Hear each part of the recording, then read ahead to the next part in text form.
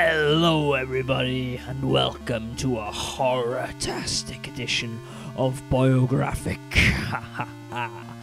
As you are well aware, it is Halloween, and as such, I've pulled out one of the most horror-tastic games on the Game Boy. It's Alien 3. Alien 3. That name should be enough to send chills down anyone's spine. Not because of David Fincher's wonderfully gory movie, but because of the terrible licensed games that are associated with it.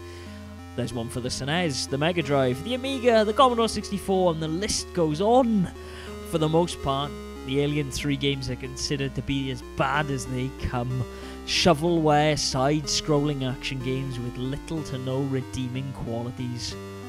Often overlooked, however, is the 1993 release of the game, published by Acclaim under their dreaded LJN division, a toy company Acclaim acquired in order to publish more games for the Nintendo Entertainment System than Nintendo's quality control would allow, teaching kids who spent upwards of £40 on a game that there was no gold at the end of the rainbow, only lies.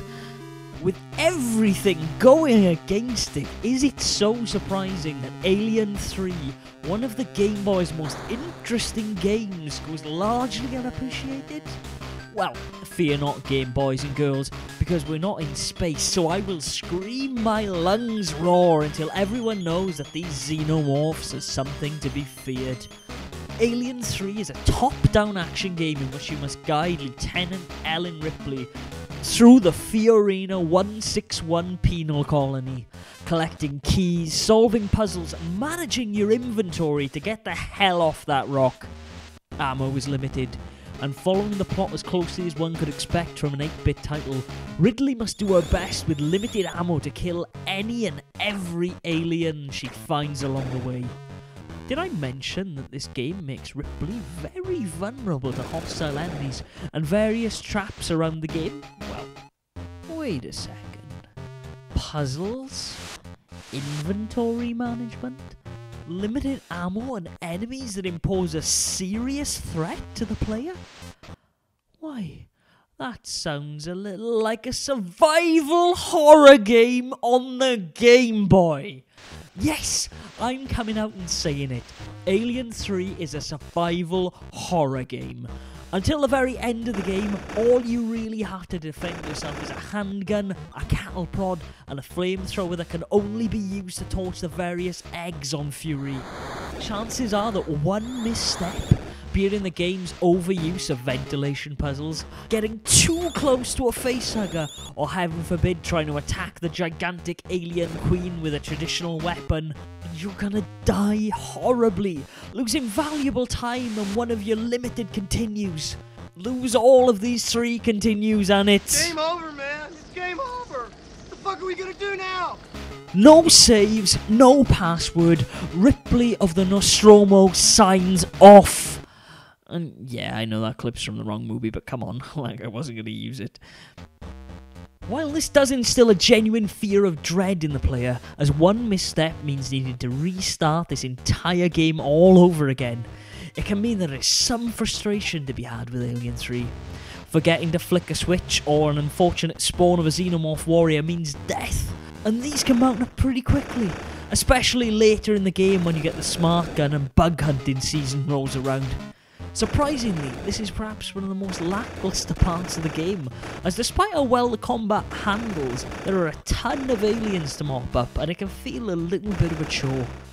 Visually, the game is pretty damn impressive for the Game Boy. The animation is very expressive, aliens and crew feel very alive, and the musical score has some fantastic 8-bit renditions of classic Alien themes. With all this on top of an in-game world serving as the perfect backdrop to your lone quest for survival, Alien 3 is visually and musically very impressive. However, if you don't own the game's manual, you may get a little bit lost, with the game's on-screen hints offering little help as to what you must do, as well as one of the game's most useful items, a map that also doubles as a counter for the aliens all around you, being completely missable in a playthrough. Someone picking up and playing this game could seriously get stuck on it. Alien 3 has some flaws, sure. Its embossed borders on tedious, its objectives can be a little bit cryptic, and its fan puzzles a little too frequent. But despite these things, it really pushed the Game Boy to its limits. There's action, horror, and even a pinch of mystery about Alien 3 that many well-loved survival horror titles, the supposed golden age of the genre, didn't manage to nail. And Alien 3 did it on an 8-bit handheld system, years before the idea that gamers wanted to be scared even occurred to most developers.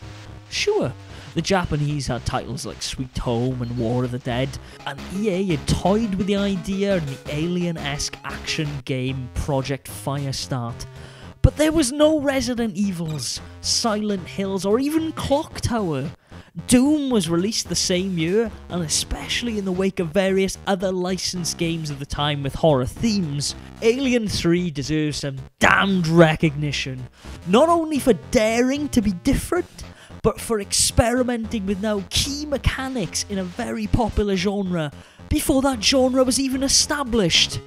In short, Alien 3 is not perfect, but on a handheld with incredibly limited colour palette and sprite capacity, it is a top-down survival horror game that was not afraid to be different. It deserves a place in your Game Boy library as proof that amazing games can be created on whatever platform if the team is talented enough, and above all else, it needs to be lifted above lesser games of the same licensing, and included in articles about the history of survival horror, not only as the DMG's only entry into that genre, but as one of the genre's innovators. I want you to like Alien 3 so much that I'm going to give away my card to the game. To be in with a chance of winning it, subscribe to the channel and leave a comment below telling me your favourite survival horror game and why. I'll announce the winner on the next episode of Boyographic. They come out on Friday nights, mostly. This is Matt of the Game Boy, signing off.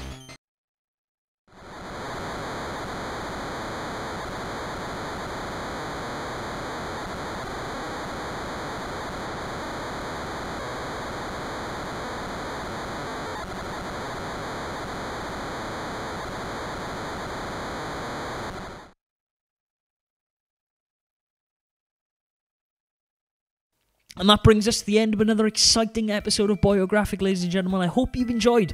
And if you folks have liked this video, please subscribe. And don't worry, there's something else related to this great game in the pipeline.